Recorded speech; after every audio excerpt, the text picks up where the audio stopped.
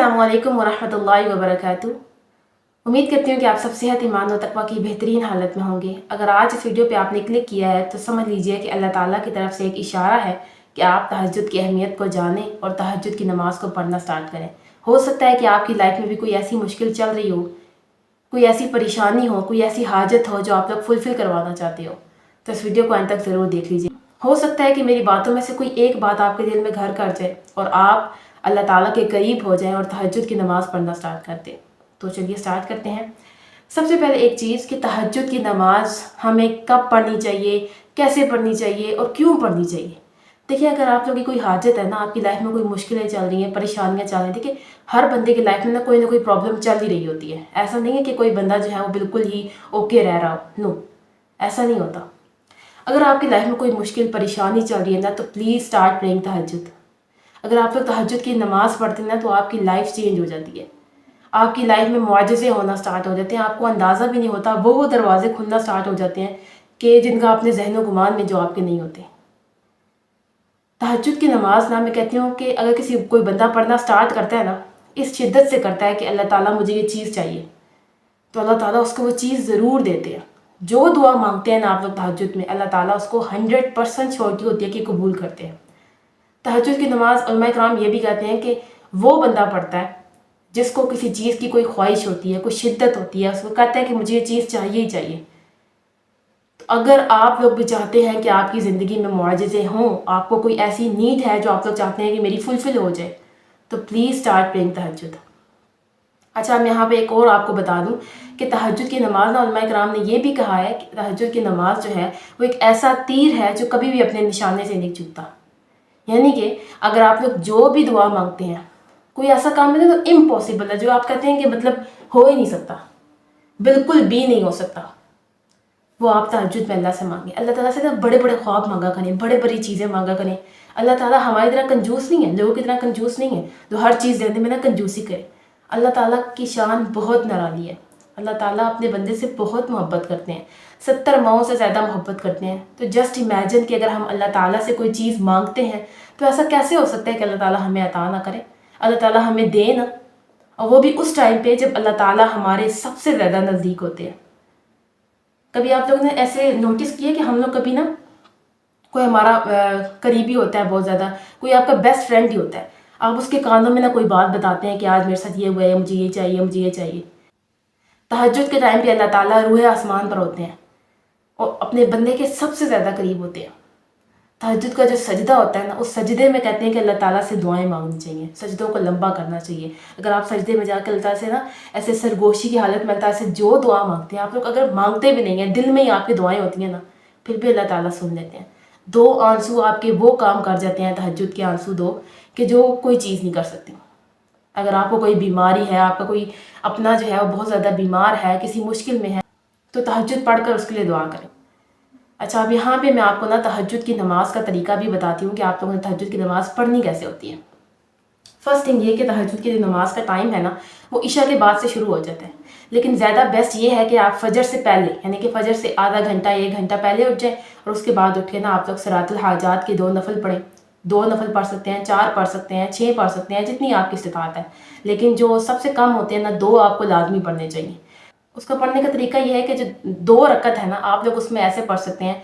2 रकत में आप लोग ना, जो जब सेकंड रकत में जब आप खड़े होते हैं, तो सूरह फातिहा के बाद सूरह इखलास को 3 मरतबा पढ़ा करें। सूरह इखलास को 3 मरतबा पढ़ने की फजीलत यह है कि बंदे को पूरे कुरान मुकम्मल करने का सवाब मिल जाता है, ठीक है।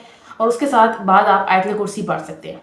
उसके बाद आप जैसे हम नॉर्मली सजदा करते हैं, रुकू करते हैं, बाकी सब कुछ वैसे ही करना है आप लोगों ने, जस्ट आपने 2 रकत पढ़ने होते हैं, ठीक है। सलातुल हाजात के पढ़ लें, वो ज़्यादा बेस्ट होता है, कोई भी हाजत परेशानी के लिए आप लोग पढ़ना चाहते हैं। एंड वन थिंग मोर कि इसमें आप लोगों ने सजदे लंबे करने होते हैं। आप ये ऐसा प्रेफर करें कि आप 2 रकत पढ़ें और ये कि सजदे में जाके अल्लाह ताला से दुआ करें, सजदों को लंबा करें।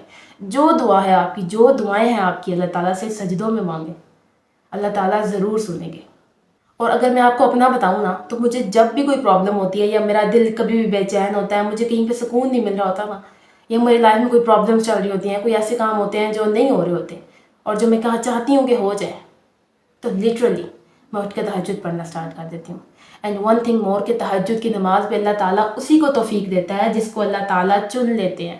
تو پلیز اللہ تعالیٰ سے دعائیں مانگا کریں کہ یا اللہ ہمیں اپنے نیک بندوں میں چن لیں, ہمیں ان بندوں میں چن لیں جو قرآن پڑھتے ہیں, پڑھاتے ہیں, سیکھتے ہیں, سکھاتے ہیں, نمازیں پڑھتے ہیں, تہجد پڑھتے ہیں, نوافل پڑھتے ہیں, جو تیرا ذکر کرتے ہیں.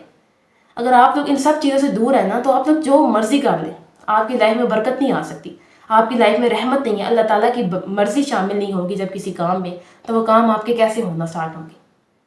تو پلیز تہجد کی نماز کو اپنی عادت بنائیے.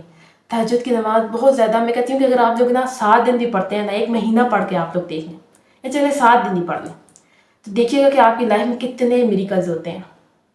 وہ کام ہو جاتے ہیں جو بندے کو کہیں سے اس کا ذہن و گمان بھی نہیں ہوتا. ایک اور بات آپ کو بتاتے چلوں کہ تہجد کی نماز کا یہ فائدہ بھی ہے کہ تہجد کی نماز پڑھنے سے انسان کے رزق میں بہت زیادہ اضافہ ہوتا ہے.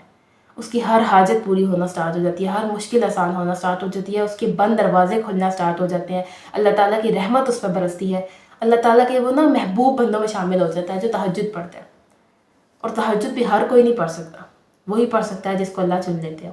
جیسے درود شریف کے بارے میں آتا ہے نا کہ درود شریف جو ہے وہ اللہ تعالیٰ پڑھتے ہیں اپنے نبی پر, اس کے بعد دوسرے نمبر فرشتے پڑھتے ہیں, تیسرے نمبر پر وہ بندہ پڑھتا ہے جس کو اللہ توفیق دیتا ہے.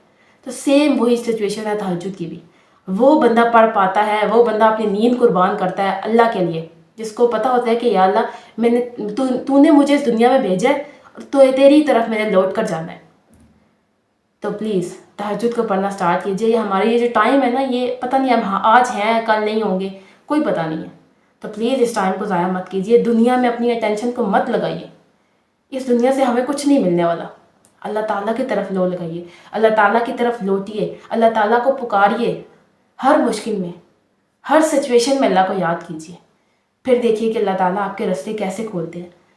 تو پلیز اگر آپ لوگوں نے اس ویڈیو کو یہاں تک دیکھ لیا ہے نا, تو پلیز آج میرے کہنے پہ آج اٹھ کر تہجد کی نماز پڑھیے گا, صرف 2 نفل پڑھ لیجیے گا, اور اس کے بعد اللہ تعالیٰ سے مانگیے گا. دیکھیے گا کہ آپ کو کتنا سکون ملتا ہے. آپ ایک دن پڑھیں گے نا, آپ کو اگلے دن پھر دل کرے گا کہ میں پھر اٹھ کے پڑھوں انشاءاللہ تعالیٰ. تو ضرور تہجد کی نماز پڑھنا سٹارٹ کیجیے, اور تہجد میں اللہ تعالیٰ سے مانگیے جو مانگنا چاہتے ہیں. ہر دعا مانگیں, جو نہیں ہو سکتا وہ مانگیں, اور اپنی تہجد کی نمازوں میں دوسرے لوگوں کے لیے بھی دعا کیا کریں جو آپ کے ارد گرد ہیں, جن کو نیڈ ہوتی ہے دعاؤں کی, اور اپنی دعاؤں میں تھوڑا سا حصہ میرے لیے بھی شامل کیجیے گا. کہ اللہ تعالیٰ ہم سب کا ایمان پر خاتمہ کرے اور ہم سب کو دین کی سمجھ بوجھ عطا کرے. آمین یا رب العالمین. آج کے لیے اتنا ہی. انشاءاللہ تعالیٰ ملتی ہوں آپ لوگوں سے نیکسٹ ویڈیو میں ایک نیو ٹاپک کے ساتھ. اپنا بہت سارا خیال رکھیے اور تہجد کی نماز پڑھنا سٹارٹ کیجیے. اگر اور کوئی کوشچن ہو تو آپ لوگ کمنٹ میں مجھ سے پوچھ سکتے ہیں. بارک اللہ فیکم و فی احسنتک. السلام علیکم ورحمۃ اللہ. فی امان اللہ.